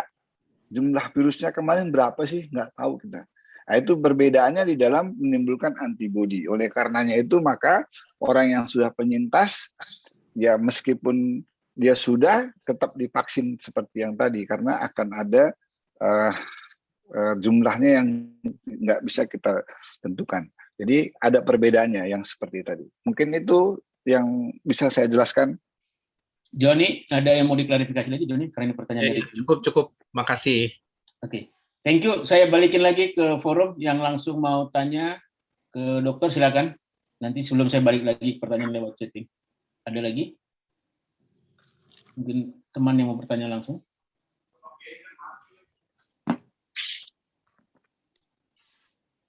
Mungkin pertanyaan dari saya ini, dokter, kalau sudah pernah terpapar itu berapa lama ya dari dia dinyatakan negatif itu untuk bisa dapat vaksin itu sarannya berapa lama ya? Karena anak saya itu yang kecil itu terpapar, cuman kemarin mau vaksin ditolak gitu sama puskesmas katanya belum ini. Nah itu gimana kira-kira? Berapa ada itunya? Ada periode? Ya. Saat ini pemerintahan kita menggunakan orang yang sudah terpapar dan dinyatakan negatif. Sejak dinyatakan negatif itu 3 bulan kemudian baru bisa mendapatkan vaksin berikutnya. Apakah itu vaksin yang pertama ataupun yang kedua. Maksud saya gini, skenario-nya pertama dia sudah vaksin. Seminggu kemudian dia terinfeksi. Setelah terinfeksi konfirmasi PCR positif, dirawat, sembuh dinyatakan dia PCR-nya udah negatif. Sejak itu mulai 3 bulan ke depan dia mendapatkan vaksin yang kedua, ya. Atau skenario yang pertama, dia sekarang kena belum divaksin, dirawat, sembuh dengan PCR negatif. Nah, sejak negatif ini 3 bulan kemudian baru dia mendapatkan vaksin yang pertama, ya. Jadi dipakai pemerintah panduannya sekarang Kemenkes 3 bulan sejak dinyatakan negatif. 3 bulan kemudian baru mendapatkan itu vaksin. Alasan medis atau alasan ketersediaan vaksin? Ya, itu masih kalau menurut kami orang yang bergerak di dalam kesehatan itu alasannya alasan medis. Bukan, alasan ketersediaan vaksin aja. Karena kalau kita buat nanti selayaknya tetap aja 14 hari sampai 28 hari secara teorinya, tetapi itu kayaknya lebih banyak ke ketersediaan vaksin aja untuk mengatur aja ya. Yang pertama sepertinya itu ya. Oke, thank you. Terima kasih. Ini lagi pertanyaannya dari chatting nih. Ada pertanyaan itu, apakah long COVID itu, dokter, dan apakah memang betul-betul ada long COVID? Saya juga baru dengar ini istilah long COVID. Ini dari pertanyaan Pak Suroso. Ya, ada. Long COVID itu ada. Dan itu gejalanya sangat bervariasi. Dikatakan long COVID begini, orang yang terinfeksi, terpapar, swab positif, dirawat dia, baik dirawat di rumah maupun dirawat di rumah sakit. Kemudian dinyatakan sembuh. Dinyatakan sembuh adalah PCR-nya negatif, itu dinyatakan sembuh. Dengan gejala-gejalanya seharusnya sudah membaik. Namun ada kalanya udah PCR negatif, gejalanya masih ada. Misalnya batuknya masih ada, sesaknya kadang masih ada, atau nyeri-nyeri seluruh badannya, nggak nyaman, ada. Ada yang sampai sebulan, ya, itu yang disebut dengan long COVID. Tetapi nggak usah cemas ya. Long COVID itu gejalanya aja yang long ya, yang panjang. Tetapi dia tidak akan menularkan lagi karena sudah negatif PCR-nya ya. Jadi virusnya sudah nggak ada lagi. Karena memang secara teori juga paling lama di dalam tubuh kita 14 hari cuman virusnya itu ada bereplikasi. Setelah itu dia akan hilang dengan sendirinya ya. Jadi kalaupun dia long pemanjangan gejala ya monggo silakan aja nggak apa-apa. Tapi nggak usah cemas. Tapi perlu berobat nggak ke dokter? Ya kalau memang berat gejalanya, misalnya sesaknya masih berat atau cemasnya masih tinggi atau masih ada sesak-sesaknya, batuk-batuknya, boleh ke dokter. Tapi kalaupun tidak berat nanti akan hilang sendiri. Dengan kita menjaga kesehatan dengan olahraga, dengan makan makanan yang bergizi tinggi dan mengkonsumsi multivitamin, dia akan hilang sendirinya. Yang jelas gejalanya boleh saja, tapi PCR-nya sudah negatif, itu sudah aman. Dia tidak akan menyebarkan untuk orang lain, dan dia tidak akan merusak dalam tubuh kita, karena virusnya sudah nggak ada lagi. Jadi yang panjang itu gejalanya aja, boleh aja. Tapi kalau nggak berat, nggak usah nggak usah dibawa stres lah. Ya, itulah berdampingannya, nyaman aja. Kalau memang ada berat, ya boleh ditambah obat-obatan untuk memperbaiki simptomnya. Mungkin itu yang bisa saya bagikan, Iwan. Mas Roso, ada yang mau diklarifikasi? Terima kasih, Iwan. Sudah jelas. Terima kasih, Dok, penjelasannya. Oke, saya balikin lagi. Sebelum saya baca yang di chatting, ada yang mau langsung? Silakan, Kang Maman, the off-road man gitu ya. Ya, gimana Kang Maman? Silakan. Ada yang mau ditanyakan mungkin dari pengalaman Kang Maman? Monggo, di unmute Kang Maman. Nggak ada? Oke, sehat-sehat terus. Lanjut, oke, silakan. Ada lagi teman-teman yang mau langsung? Hartian kali yang mau ini, jadi yang paling ganteng ini di Zoom. Ini Hartian yang dengan kacamatanya. Silakan, mungkin ada yang mau ditanyakan? Mas Danto? Lagi. Ya, boleh, makasih. Rekan Ikhwan, Dr. Randar juga. Dokter ingin menanyakan jika seseorang yang memiliki komorbid, sebagai contoh autoimun ya, dengan berbagai macam jenisnya, apakah peluangnya jika terpapar virus COVID ini untuk recovery-nya ya, itu waktunya akan lebih lama atau seperti apa ya? Terima kasih, dokter. Ya, terima kasih. Ya tentu iya ya, karena saya penggiat transplantasi ginjal ya. Untuk di Medan salah satu dokter yang mengerjakan transplantasi ginjal adalah saya ya. Jadi orang yang transplantasi ginjal itu tentu dia memakan obat-obat yang menekan daya tahan tubuh dia agar dia jangan menolak ginjal yang dia terima, ditekan ya namanya imunosupresan. Pada orang-orang yang seperti ini tentu sangat mudah sekali kena virus ini karena daya tahan tubuhnya rendah. Dengan jumlah virus sedikit aja mungkin dia langsung terpapar, langsung menimbulkan gejala. Ya, justru tentu recovery-nya juga akan lebih lama dibandingkan dengan orang yang tidak menggunakan obat-obat imunosupresan. Makanya ketika orang yang pasien transplantasi ginjal terinfeksi, udah beberapa yang saya rawat di Medan, terinfeksi virus ini, obat-obat imunosupresannya kita stop. Karena kita harus naikkan daya tahan tubuhnya, kita harus tingkatkan daya tahan tubuhnya. Jadi obatnya di stop untuk mempercepat perlawanan terhadap virus ini dan untuk mempercepat pemulihannya. Begitu juga orang-orang yang sakit autoimun yang terdefinisi bahwa bagian dari tubuhnya itu menjadi antigen, sehingga tubuh selalu menyerangnya, membentuk antibodi untuk melawannya itu. Sehingga dia menggunakan obat menekan antibodi tubuhnya agar dia yang antigen yang dianggap sebagai benda antigen sebetulnya bukan itu, jangan terlalu overactivity untuk menyerangnya gitu ya, sehingga dia menggunakan obat-obatan itu. Makanya pada orang yang autoimun yang mengkonsumsi obat, ya tentu kalau dia terpapar dengan COVID, tentu harus di stop obat-obatnya, obat-obat autoimunnya, agar tubuhnya, daya tahan tubuhnya meninggi untuk melawan si COVID ini. Jadi itulah sebabnya maka sebetulnya orang yang menggunakan obat-obat anti imunosupresan, orang yang menderita autoimun, itulah yang seharusnya yang pertama divaksin karena dia sangat rentan. Tetapi yang divaksin yang bagaimana? Yang dalam keadaan tenang tentunya.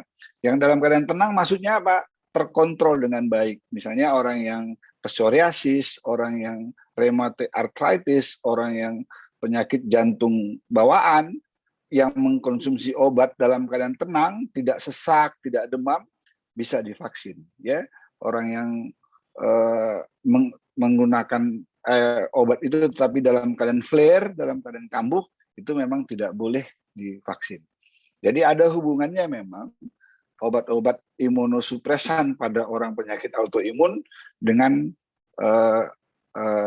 keparahan daripada terinfeksi COVID-19 ini, dan juga skenario pengobatannya ada hubungannya. Itulah ya yang kita kerjakan lah. Ya, memang betul ada hubungannya. Mungkin itu yang bisa saya sampaikan pada kesempatan ini. Terima kasih. Ada lagi mau klarifikasi, Danto? Cukup rekan Ikhwan, mungkin teman-teman yang lain dulu nanti. Thank you. Ini mungkin dari Sulawesi nih, Bang Simeon, kamu diam-diam aja, silakan. Ada mau ditanyakan atau bertegur sapa, silakan. Dari Sulawesi, Bang Simeon. Ya. Oke, Bang. Ya, menjawab Dok. Ini Bang Simeon, kita punya kita. Ya. Ya, pertanyaannya mungkin simpel Dok. Kan ketika divaksin itu nggak di PCR dulu ya. Nah, pertanyaannya, jika pada saat divaksin sebenarnya dia ada virus dalam tubuhnya, itu berbahaya nggak Dok? Ya, kalau idealnya memang pada orang yang mau divaksin itu haruslah di swab PCR dulu, apakah dia positif, apakah dia negatif. Karena ada namanya tadi vaksin imunisasi pasif dan imunisasi aktif. Kalau memang dia terinfeksi, tentu ngapain belum ditundalah vaksinnya, karena vaksin juga sama dengan memasukkan virus dalam tubuh kita, cuman yang sudah tidak aktif. Jadi kalau berbahayanya tidak berbahaya, cuman nggak banyak manfaatnya karena dia juga sedang terinfeksi oleh virus, tapi yang tidak dilemahkan, ya kan, dia terinfeksi. Dengan infeksi itu juga akan terbentuk antibodi kita, tetapi itu tadi kita nggak tahu berapa yang masuk, berapa jumlahnya yang masuk dalam tubuhnya, sehingga seberapa banyak antibodi yang akan terbentuk. Tetapi kalau dia dengan vaksin itu sudah terukur jumlahnya, dosisnya namanya, sudah ada dosisnya dan sudah ada zat aktifnya. Tapi kalau berbahaya nggak orang yang sedang terinfeksi divaksin? Tidak berbahaya. Tetapi ada nggak manfaatnya, banyak nggak? Tidak banyak manfaat vaksinnya karena dia juga sedang terinfeksi gitu ya. Boleh-boleh aja. Tetapi yang ideal ya betul, yang ideal kalau orang yang vaksin itu adalah orang yang belum pernah terpapar dengan virus.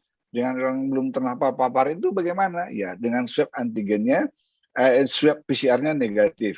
Tapi seberapa banyak nanti biaya yang harus dikeluarkan pemerintah? Orang yang mau divaksin begitu banyak, tadi ada 181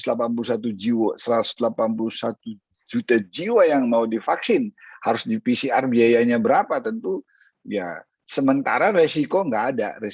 Oleh karenanya maka ditetapkan bahwa semua orang dewasa laki-laki di atas 18 tahun saat ini udah mencapai stage itu divaksin, akan mendapatkan vaksin tanpa dilakukan pemeriksaan PCR terlebih dahulu. Ya, jadi nggak ada bahayanya, nggak ada bahaya. Mungkin itu yang bisa saya bagikan Abang kami Simeon. Terima kasih. Terima kasih. Berikutnya ada pertanyaan ini, bagaimana ini kalau yang terpapar itu ibu hamil? Ya, saat ini banyak kita rawat ibu hamil yang terpapar kita obati dengan obat-obat antivirus. Semuanya obat antivirus kecuali ada yang bersifat iatrogenik ya, yang mengganggu ke janin seperti papaviravir sama ya papaviravir yang tidak boleh kontraindikasi pada ibu hamil. Kalau oseltamivir sama remdesivir boleh diberikan kepada ibu hamil. Banyak terpapar, memang ada ya, nggak ada masalah. Tapi obat-obatnya juga ada spesial ya. Maksudnya apa, yang bertanyanya gimana kira-kira? Mungkin Ali bisa silakan diklarifikasi pertanyaannya. Iya betul. Ini karena adik saya tuh satu keluarga terkena. Jadi suaminya kena, anaknya baru 2 tahun juga kena, terus istrinya juga kena. Jadi satu keluarga itu. Dan kebetulan ada di Kalimantan Tengah. Jadi kami juga agak khawatir juga dari Bandung ini gitu. Apakah fasilitas kesehatan di sana itu juga memadai begitu ya, di Pangkalan Bun itu memadai untuk perawatan ibu hamil begitu. Nah ini kebetulan kemarin juga adik saya itu juga sudah dibilang udah negatif begitu ya, tapi pakai antigen karena secara antigen sudah negatif gitu. Jadi tapi kan kalau dari paparan dokter tadi harus PCR ya, supaya kita yakin gitu. Nah ini kemarin juga antri PCR juga kayaknya agak lama juga gitu. Jadi kami agak khawatir itu, terutama yang ini, terutama tentang karena ada ibu hamil 8 bulan ini. Gitu Dok. Ya, jadi antigen itu sensitivitasnya memang tinggi, sensitivitasnya rendah. Spesifitasnya tinggi, sensitivitasnya rendah. Artinya gini, kalau antigennya sudah positif, itu memang 90% itu positif. Tapi kalau pemeriksaan antigennya yang negatif, itu cuma 40% itu mengatakan negatif. 60% masih belum tentu. Sehingga orang yang bergejala, kalaupun antigennya negatif, sebaiknya dilanjutkan ke PCR. Ya, tapi kalau antigennya sudah positif, ya itu 90% kalaupun kita PCR itu akan positif. Jadi kalaupun ibu hamil nggak apa-apa, virusnya kan memang ya arti kata nggak apa-apa itu ditentukan dulu lah derajatnya, rendah, ringan, sedang atau berat atau kritis. Kalau memang dia tak bergejala ataupun yang ringan, tentu cukuplah dengan isolasi mandiri di rumah dengan cara yang tadi ya. Tapi kalau dia memang ada sedang sampai berat, tentu sebaiknya di rumah sakit.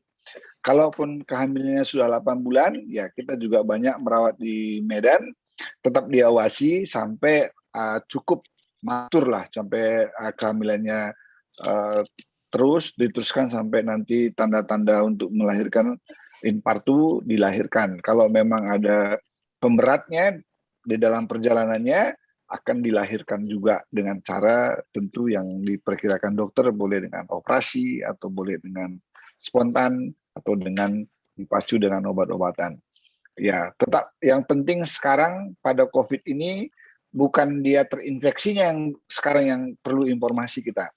Derajatnya bagaimana? Nah, mungkin itu yang perlu dikomunikasi dengan keluarga di sana. Keadaannya bagaimana? Apakah dia masih demam? Apakah ada sesak? Apakah saturasi dengan oximetri tadi masih di atas 95? Kalau masih seperti itu dan tidak ada demam, sebaiknya nggak usah cemas, itu masih ringan. Kita menunggu aja, kita ikuti aja. Waktunya akan tiba, bisa akan sembuh. Tetapi kalau ada gejala-gejala yang memburuk seperti tadi, demamnya masih terus, sesaknya ada, dan saturasinya sudah menurun lebih kurang dari 95, ya sebaiknya ke rumah sakit untuk mendapatkan pertolongan untuk menilai kembali. Mungkin itu saran saya untuk keluarga yang di Kalimantan, Pak Ali. Ya, terima kasih Dok. Terima kasih. Nah, dokter ini cek waktu nih. Kira-kira kita bisa lanjut sampai jam berapa, dokter? Takutnya sudah ada janji atau dokter. Kalau saya memang udah siapkan untuk waktu ini, nggak ada teman-teman. Karena masih banyak pertanyaan ini. Apa saya bacakan aja ya.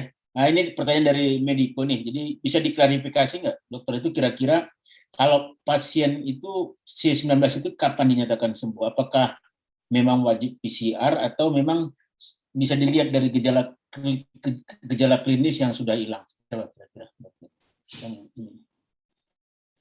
Gitu ya, Mediko ya, maksudnya ya. Iya, soalnya kan ada ya mungkin waktu itu kan anak saya kan bulan lalu 1,5 bulan lalu kan kena COVID. Sebenarnya gejala klinis itu kan hilang udah baru 3 hari juga udah hilang, tapi kan memang masih di isoman terus sampai 14 hari gitu kan ya. 14 hari, kemudian kan pas tes PCR yang pertama setelah kena itu kan dia masih positif. Jadi saya konsultasi ke dokter, dibilang tunggu sampai 14 hari lagi. Kemudian kalau memang gejala udah nggak ada, sebenarnya nggak harus PCR, dia bilang, cukup antigen saja. Tapi kan ada beberapa orang yang kekeh gitu bahwa PCR itu kayak surat pernyataan bahwa tanda sehat gitu kan. Sertifikat. Iya, kayak sertifikat gitu kan.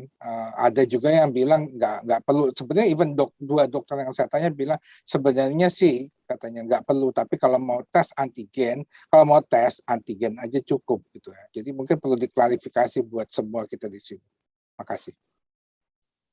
Ya, terima kasih Bang Mediko.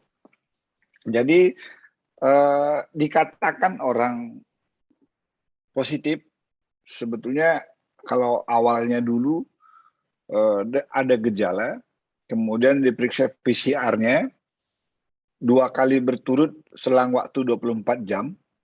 Salah satu dari pengukuran yang 2 ini positif, itu positif. Kalau dua-duanya dari pengukuran ini negatif, baru dikatakan negatif. Jadi tetap double check ya, untuk mengatakan orang terkonfirmasi. Begitu juga dalam perjalanannya ada namanya city value. Itu city value itu artinya kalau dia rendah, artinya gini, city value itu ke cycle threshold. Kira-kira untuk mencari virus itu dengan pemutaran, kira-kira gitu.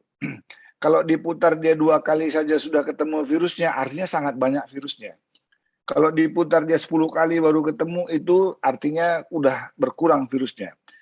Ada beberapa alat ambangnya digunakan 36. Kayak di Singapura katanya 36 ya. Dengan 36 kali dengan CT 36 artinya sudah negatif. Kalau Indonesia kita pakai 40. Kalau dengan memutar 40 baru di CT 40 artinya sudah sangat sedikit, udah negatif. Karena pemeriksaan PCR itu sendiri, dia mendeteksi virus, tetapi dia tidak bisa membedakan antara virus yang sudah mati dengan virus yang masih hidup, yang viable, ya kan? Nah, sehingga untuk menyatakan orang sembuh sebetulnya bukan nilai PCR-nya, tetapi klinisnya sebetulnya. Kalau klinisnya sudah nggak ada lagi gejala, nggak ada lagi batuk, nggak ada demam, di foto ronsen dadanya yang dulunya ada bercak menjadi hilang bercaknya atau berkurang, itu sebetulnya sudah dinyatakan sembuh secara klinis. Karena kalau memang mau melihat untuk ada atau tidaknya lagi virusnya, itu namanya di kultur. Makanya ada beberapa negara di kultur, dibiakkan dia, diambil, diokulasi, dicari virusnya. Nggak ada lagi pertumbuhan virus, itu artinya virusnya sudah tidak ada lagi dalam tubuh. Kalau PCR untuk menyatakan sembuh sangat lemah, karena dia tidak bisa membedakan antara virus yang masih viable dengan yang non-viable. Yang terdeteksi ada virus begitu saja, sehingga tidak bisa mengatakan itu sudah sembuh atau tidak. Kalau memang mengatakan ada atau tidak, dia dikultur, dicari, diambil spesimennya, dibiakkan dia di dalam media virusnya, ada nggak pertumbuhan virus? Kalau nggak ada, artinya sudah nggak ada lagi. Nah, jadi kita nggak memakai itu sebetulnya. Inilah informasi yang benarnya. Nah, jadi, tapi kalau ada orang memakai harus sertifikat tadi negatif baru bisa, katanya itu mungkin pemaparan yang tidak tepat lah menurut saya. Ya, tidak tepat kalau memang itu sebagai mengatakan sembuh atau tidaknya. Karena dengan pemaparan yang tadi, PCR itu dia mendeteksi virus. Makanya kalau mengatakan orang terkonfirmasi, ya, karena di dalam tubuhnya seharusnya tidak ada virus. Ini ada virus. Tetapi mengatakan sembuh, tidak. Karena dia tidak bisa membedakan antara virus yang viable dan non-viable. Mungkin itu yang bisa saya bagikan, Bang Mediko. Terima kasih. Terima kasih, Dok. Oke, lanjut pertanyaan, Dok. Ini pertanyaannya dari Nancy nih. Jadi, apakah orang yang mungkin dalam masa awal itu OTG, itu dalam perjalanan 14 hari itu bisa menjadi orang yang non-OTG nggak atau bergejala, Pak Dokter? Jadi ada perubahan, jadi awalnya OTG, tiba-tiba jadi non-OTG. Ya, sangat bisa. Itu yang makanya kita bilang tadi, untuk menjadi sakit itu ada 3 yang berperan dalam tubuh kita. Ya. Berapa banyak virusnya, seberapa besar, seberapa bagus daya tahan tubuh kita, dan bagaimana cara masuknya ke dalam tubuh kita. Ya. Jadi kalau memang awalnya dia OTG, ya ringan istilahnya tanpa gejala, tiba-tiba tanda kutip, saya bukan mendoakan kan, karena saya sudah sering banyak merawat orang pasien COVID ini, cemasnya luar biasa, tidak mau makan sama sekali, tidak tidur-tidur, khawatir, tentu daya tahan tubuhnya akan menjadi lemah, ya kan? Jadi virusnya tadi makin bereplikasi, ya makin tak sanggup tubuhnya untuk melawan dia, akan terjadi perburukan. Ya, jadi saya melihatnya malah banyak, apalagi zaman sekarang ini, akhir-akhir ini makin banyak lagi saya lihat bahwa orang yang awalnya ringan menjadi lebih berat. Faktor yang paling dominan adalah yang tadi, kecemasannya, sehingga dia nggak mau makan lagi, sehingga nggak tidur-tidur lagi, sehingga kurang istirahat, ya sehingga daya tahan tubuhnya menjadi lemah, ya akan menjadi lebih berat. Sangat bisa. Dan ya makanya harus dikelola lah. Kalau memang ada keluarga kita yang seperti dahulu di OTG, tetap kita pantau, dikelola stresnya. Ya, dianjurkan untuk mengelola stresnya, agar dia jangan menjadi lebih stres, sehingga daya tahan tubuh dia menjadi lebih berkurang, sehingga akan menjadi lebih berat. Sangat mungkin. Terima kasih. Mungkin itu yang bisa saya bagikan. Oke, Uni Nancy ada yang mau diklarifikasi lagi mungkin dari pertanyaannya, atau sudah cukup jelas? Sudah cukup jelas, Iwan. Terima kasih. Terima kasih, Dok. Oke. Ini ada pertanyaan nih dari Rival nih. Jadi saya bacakan aja, Val ya. Apakah orang yang setelah divaksin timbul gejala seperti demam, berarti antibodinya lebih tinggi dibandingkan dengan orang yang setelah mendapat vaksin tidak merasakan gejala seperti demam? Nah, gimana nih, Pak Dokter? Iya, jadi mungkin gini, Dok. Biasanya kan kalau kita kena vaksin kan dibilang, oh kalau demam itu berarti badannya bereaksi sehingga membentuk antibodi gitu. Sementara kalau badannya nggak kenapa-napa, jangan-jangan vaksinnya nggak efektif gitu. Karena benar gitu nggak sih, Dok? Karena kemarin saya divaksin gitu ya, saya nggak ngerasain apa-apa. Sementara yang lain ada yang sampai demam, muntah-muntah dan segala macam. Saya takutnya saya vaksin saja nggak efektif juga gitu, membentuk antibodi. Vaksin bodong ya, Pak? Iya. Jadi namanya memang setelah vaksin itu ada namanya KIPI ya, kejadian ikutan pasca imunisasi ya. Ya, kejadiannya itu bisa berupa demam, ada yang mengantuk, ada yang banyak makan, lapar terus katanya. Salah satu memang ada yang nyeri di daerah suntikan, ada yang gatal, boleh. Salah satu memang yang diperdebatkan, dipertanyakan selalu adalah demamnya ini. Karena menurut asumsi ya, maaf ya, saya bilang asumsi bahwa dengan adanya benda asing, antigen, maka tubuh mengenalinya lewat memori, kemudian ditransfer di dalam sistem imun kita yang melalui humoralnya ya, untuk mendeteksi apa yang bisa kita lakukan untuk antigen ini, antibodi mana yang cocok untuk melawan dia. Untuk menimbulkan ini namanya dipacu. Ya, dipacu itu seperti dipukul. Kalau dipukul kan terjadi pembengkakan. Pembengkakan itu menimbulkan reaksi Nah, itu tadi bisa panas di sana, bisa nyeri di sana, bisa merah di sana, atau bisa membengkak, ya namanya dipacu ya. Jadi tanda-tanda yang kami sebutkan di dalam istilah medisnya ada kalor, rubor, dolor, fonsiles, sama inflamasi, pembengkakan. Ya. Tetapi reaksinya tentu bisa berbeda-beda, nggak satu aja bang, nggak satu aja. Harus nyeri dia, harus panas dia, tidak seperti itu. Namun caranya yang paling pasti apa? Ya nanti setelah selesai divaksin, yang tadi ya hari ke-28 setelah vaksin kita cek antibodinya, ada berapa dia. Ya jadi kejadian ikutan pasca imunisasi itu nggak mesti semuanya timbul, tetapi tetap dipantau. Ada memang tidak bergejala, ada yang bergejala, itu sangat individual. Tetapi kalau untuk menilainya apakah itu iya atau tidak, ya nanti setelah hari ke-28 kita lihat, kita ukur, kita periksa antibodinya sudah berapa. Ada beberapa laboratorium sudah menyiapkan bisa mengukurnya. Jadi cara membuktikannya bukan dari demamnya menurut saya, Bang Rivaldi, tetapi dengan mengukur nanti kadarnya setelah hari ke-28 pasca imunisasi. Mungkin itu yang bisa saya bagikan. Mungkin tambahan, sebaiknya kita mengukur antibodi kita setelah 2 kali vaksin atau dari vaksinasi pertama udah bisa diukur ya dok? Kalau ada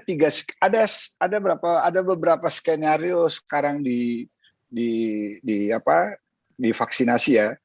Ada namanya vaksin dasar, ada namanya vaksin ketiga atau booster. Vaksin dasar ini harus yang satu, yang kedua itu sama platform. Misalnya kalau Sinovac yang pertama, yang keduanya Sinovac, yang ketiga boleh lain platform. Misalnya bisa AstraZeneca, bisa dengan Moderna ya.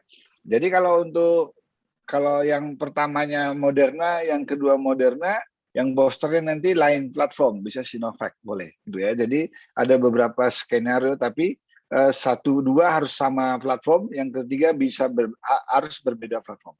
Pengukurannya tentu yang kalau kita memang melihat keadaan yang pertama, yang 1-2 yang dasar, tentu setelah hari ke-28, karena yang pertama dan kedua waktunya kan 14 hari. Hari ke-28 lah kita cek. Kalau kita mau melihat efek daripada boosternya, setelah pemberian booster hari ke-28, karena booster kan cuma sekali. Hari ke-28 juga setelah booster kita lihat. Nah, jadi melihat yang mana tetap hari ke-28 setelah selesai pemberian vaksin yang dasar, atau yang mau lihat yang boosternya. Kalau yang melihat dasarnya ya setelah 1-2 selesai baru kita cek hari ke-28 seberapa besar antibodinya. Kalau memang booster dia kan hanya sekali aja skenario-nya. Karena seluruh dunia masih menerapkan 3 kali vaksin itu skenario-nya ini 1-2 harus sama platform, yang ketiga berbeda gitu. Jadi mau mengukur yang mana setelah 28 hari ke-28. Mungkin itu yang bisa saya bagikan, Bang Rinaldi. Thank you, Dr. Radar. Oke, thank you.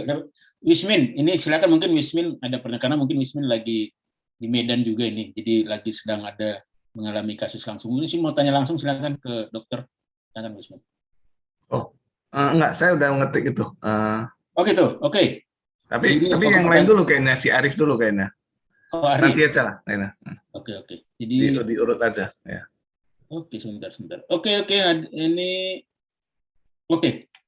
Ada pertanyaan nih tentang dari Arif nih. Jadi ada COVID varian Epsilon, Zeta, Eta, Theta, Iota. Apa itu bedanya, dokter? Jadi ini kayak semua huruf abjad Yunani nih ya, semuanya. Oke, silakan dokter. Apa bedanya? Maaf, ya kalau bedanya tentu dari struktur. Kalau dulu kita belajar di mana ya, kromosomnya ya, di mana kodonnya ya. Kalau misalnya alfa itu yang biasa dipakai kan yang B117 katanya ya.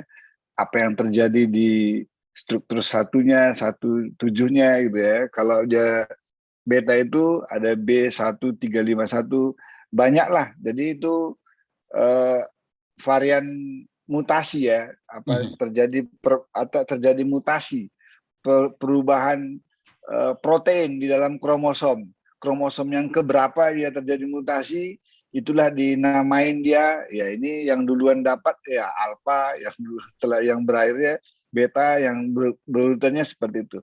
Jadi itu saya kurang paham betul, itu udah biomedik ya. Tapi yang secara prinsipnya itu perubahan daripada mutasi di tingkat kromosom protein yang di kromosomnya. Itu mungkin yang bisa saya bagikan, Iwan. Terima kasih. Ada nih mungkin pertanyaan lagi ini dari Wismin.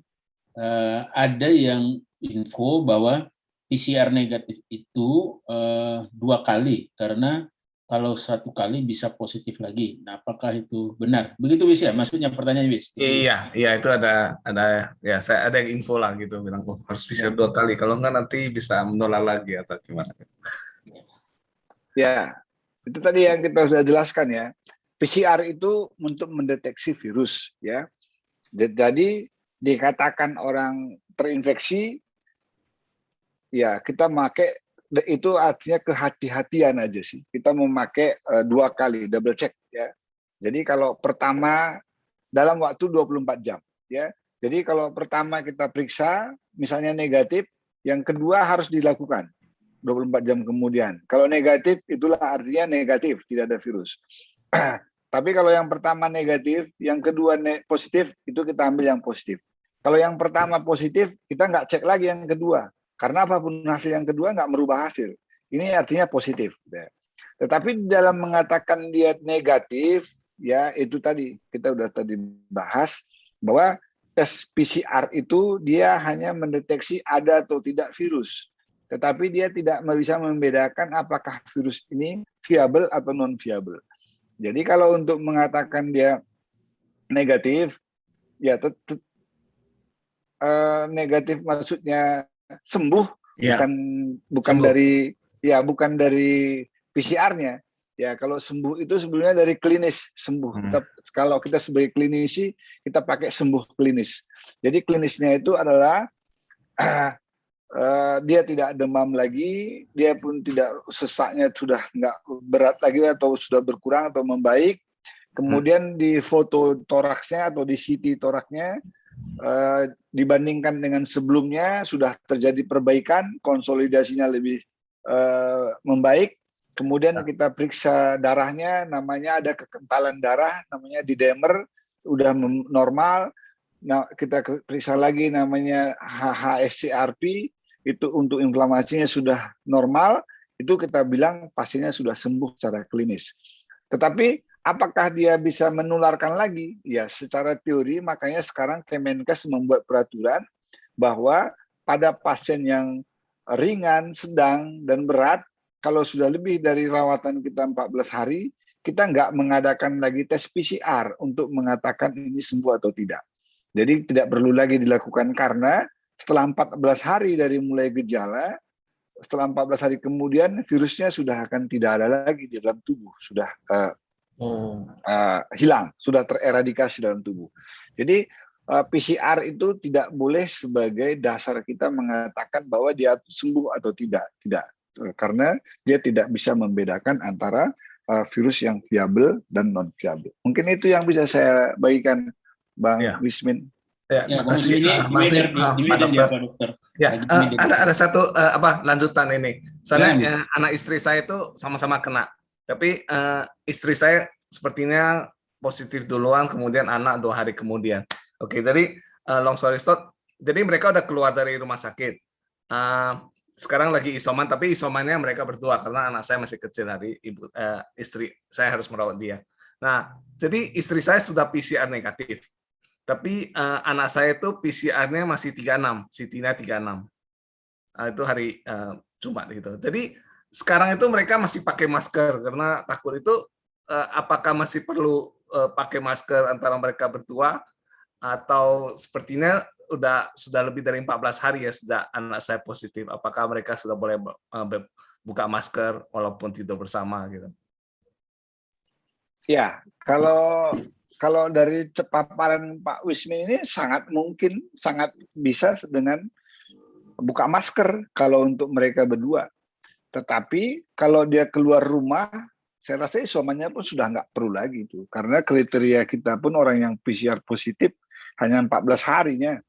Selama 14 hari setelah karantina dia sudah bisa ya beraktivitas seperti biasa ya. Kalaupun PCR-nya belum negatif. Tapi kalau dia keluar bukan menularkan ke orang lagi dia kegunaan masker, tapi untuk memproteksi dirinya agar jangan terinfeksi oleh orang yang sedang jalan-jalan ada OTG atau terkonfirmasi untuk dia. Jadi saya rasa sudah bisa buka masker kalau di rumah, Pak Wismi. Oke, terima kasih banyak, Pak. Dokter. Oke, dokter, ini mungkin ini pertanyaan terakhir nih, karena di Jakarta kita ini menjelang waktu maghrib nih. Ini pertanyaan terakhir ini dari David nih. Ini pertanyaannya bagaimana efektivitas terapi plasma konvalesen, Pak Dokter. Jadi ini mungkin lagi hot juga sekarang. Silakan, Pak Dokter. Ya, plasma konvalesen adalah terapi intravena imunoglobulin, yaitu pemberian antibodi. Jadi pada orang yang terkena COVID, sebetulnya kita lihat dulu keadaan pasiennya bagaimana. Apakah memang daya tahan tubuhnya lemah atau daya tahan tubuhnya kuat gitu ya. Kalau daya tahan tubuhnya lemah, oke, indikasi pemberian daripada plasma konvalesen. Jadi tidak semua orang penderita COVID, maaf, mungkin nanti ada berbeda keterangan dokter yang lain, terserah. Tapi saya yakin nggak beda. Jadi tidak semua orang penderita COVID bisa diberikan plasma konvalesen. Karena plasma konvalesen itu adalah antibodi orang yang terinfeksi COVID sebelumnya. Jadi pemberian saat ini pemberian plasma konvalesen itu sudah tidak banyak lagi digunakan karena lebih banyak berbahayanya daripada untungnya. Karena kalaupun ada orang yang terinfeksi COVID dan daya tahan tubuhnya lemah, kita masih ada pilihan lain, namanya intravena imunoglobulin yang sudah dimodifikasi. Itu lebih bagus dan lebih steril dibandingkan dengan plasma konvalesen. Sama fungsinya untuk meningkatkan daya tahan tubuh. Karena plasma konvalesen ini kita tidak tahu apakah yang terambil kita itu antibodinya semuanya atau ada penyakit-penyakit lain yang datang dari donor itu, sehingga resipiennya nanti malah bukan terjadi antibodi, bukan terjadi perbaikan, malah timbul penyakit yang lain. Itulah makanya plasma konvalesen sudah mulai ditinggalkan. Di dalam trialnya lebih banyak ruginya daripada manfaatnya. Sehingga ada obat yang baru, kalau memang kita membutuhkan untuk menaikkan antibodi, namanya intravena imunoglobulin IVIG, itu lebih dianjurkan daripada plasma konvalesen. Reaksi plasma konvalesen ini lebih banyak ruginya dibandingkan dengan untungnya. Karena itu tadi, karena kita ambil antibodi orang plasmanya itu, di dalam plasmanya itu banyak rupanya zat-zat yang lain, penyakit-penyakit yang lain penyerta yang bisa terinfeksi lagi balik orang yang menerima. Mungkin itu yang bisa saya bagikan. Oke. Teman-teman, ada lagi mungkin kalau ini saya kira sih terima kasih banyak ini Dokter Radar atas penjelasannya yang cukup detail ya, seperti kita merasa dapat di ruang kuliah ya, karena cukup jelas, cukup terstruktur, dan kita akhirin semua teman-teman. Terima kasih banyak juga buat teman-teman yang mau hadir, dan juga khusus buat Mediko ya yang memfasilitasi selalu acara kita ini. Dan mudah-mudahan sih dengan adanya sharing dan bincang-bincang tadi, bekal pengetahuan kita tentang COVID ini, dan sesuai dengan temanya kita berdampingan dengan COVID, kita lebih punya bekal lah ya untuk bersikap dan juga mengambil tindakan. Dan mudah-mudahan sih yang paling penting kita sehat-sehat semua ya, sehat-sehat semua dan jaga kesehatan. Dan dengan situasi sekarang memang harus tetap rajin dan disiplin menjalankan protokol 5M. Jadi itu aja sih dari mungkin saya sebagai moderator. Saya mohon maaf juga. Foto dulu. Mungkin foto dulu. Silakan foto. Kameranya on dong. Kameranya di-onin dulu, Ketul. Kameranya on ya. Ali ini Ketul. Sudah. Artis. Hatis, Arif, ya terima kasih biar David, mukasinya Simeon. kelihatan. Gua pakai 2 screen, gua satu aja lah yang ininya. Satu buat monitor tadi, monitor pertanyaan. Oke. Simeon, David, Gelap kali, udah gelap kali di sana. Ketut, Hatis, Medwi. Siapa yang mengambil ini? Iwan atau? Boleh. Aku apa? Siapa ini boleh dah yang aku di foto aja kali ya? Aku kamera aja lah. Aku. Oke, senyum 1. Loh, sebentar aku close dulu, ada tulisan. 1, 2, 3. 1, 2, 3. Oke, terima kasih banyak sekali lagi dokter. Sangat appreciate dan mudah-mudahan sih dokter juga sehat-sehat terus dan juga pasien COVID makin sedikit, semua nakes juga bisa berkurang bebannya. Terima kasih, saya mohon maaf. Amin. Terima kasih dokter. Terima kasih semuanya. Assalamualaikum warahmatullahi wabarakatuh. Terima kasih dokter. Ya, Waalaikumsalam. Salam sehat. Terima kasih dokter. Terima kasih semua, sehat-sehat. Terima kasih Metiko, terima kasih Neva. Izin live. Semuanya. Sore Pak Suroso. kasih.